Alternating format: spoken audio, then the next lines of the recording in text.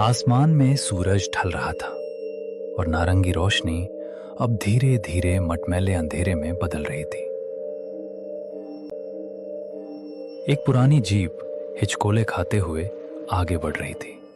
Raghav driving seat पर था, एक हाथ स्टीयरिंग पर और दूसरा अपनी कीमती कैनन कैमरे पर, जो बगल वाली सीट पर रखा था।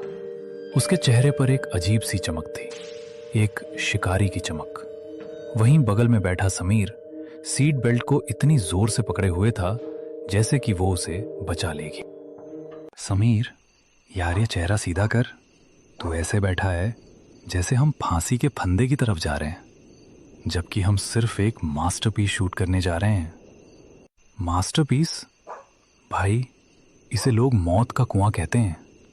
तूने सुना नहीं गांव वालों ने क्या कहा? सूर्यास्त के बाद उस हवेली की ईंटें भी सांस लेने लगती हैं। ईंटें सांस लेती हैं? वाह, यही तो मुझे कैप्चर करना है। सोच, अगर मैंने उस हलचल की एक भी फोटो खींच ली तो इंटरनेशनल फोटोग्राफी अवार्ड मेरी जेब में होगा। और तू बस डरता रहे। डर की बात नहीं है राघव, ये समझदारी है। हम बचपन से दोस्त हैं और तेरी इसी निडरता ने मुझे न जाने कितनी बार मुसीबत में डाला है। याद है वो स्कूल का पुराना स्टोर रूम? 3 दिन तक सस्पेंड हुए थे हम।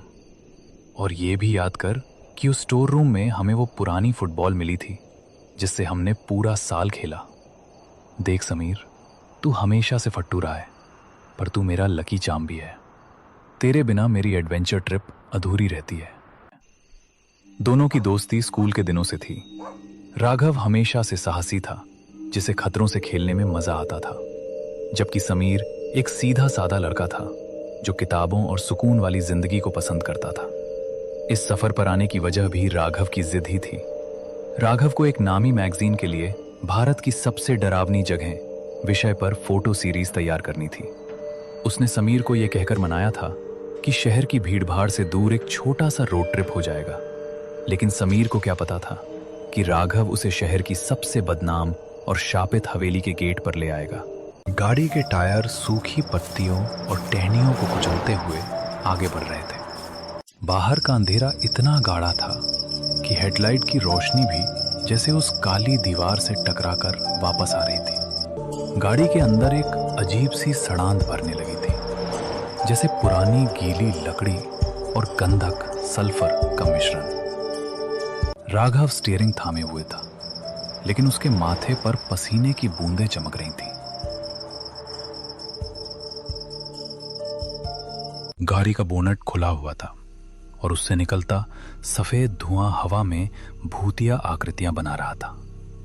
राघव बाहर खड़ा था, लेकिन उसे ऐसा महसूस हो रहा था जैसे हवा का तापमान अचानक कई डिग्री गिर गया हो।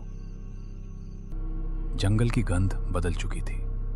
अब वहां सूखी पत्तियों के साथ साथ किसी पुराने सड़े हुए मांस की गंध आने लगी थी। समीर, बाहर आ यार, अकेले बोनट नहीं संभल रहा। टॉर्च पकड़, मुझे वायर चेक करने हैं। भाई, मैं अंदर से टॉर्च दिखा रहा हूं ना। बाहर बहुत अजीब लग रहा है। अबे फट्टू, बाहर आएगा तो ही तो कुछ दिखेगा। जल्दी आ। समीर कांपते हुए पैर बाहर रखता है। जैसे ही उसके जूते जमीन पर पड़े, उसे लगा जैसे जमीन के नीचे से कोई हलचल हुई हो। उसने अपनी टॉर्च चारों तरफ घुमाई। राघव, वो देख, झाड़ियों के पीछे 2 पीली आंखें, वो हमें घूर रही हैं। कहां? कुछ नहीं है वहां, जंगली बिल्ली होगी या कोई सियार। तू बस इंजन पर रोशनी रख।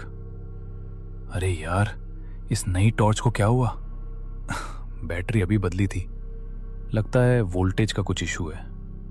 राघव, टॉर्च खराब नहीं है, कुछ और है। देख, उस बरगद के पेड़ के पास वो साया, वो इंसान जितना लंबा है, लेकिन उसके हाथ जमीन तक लटक रहे हैं।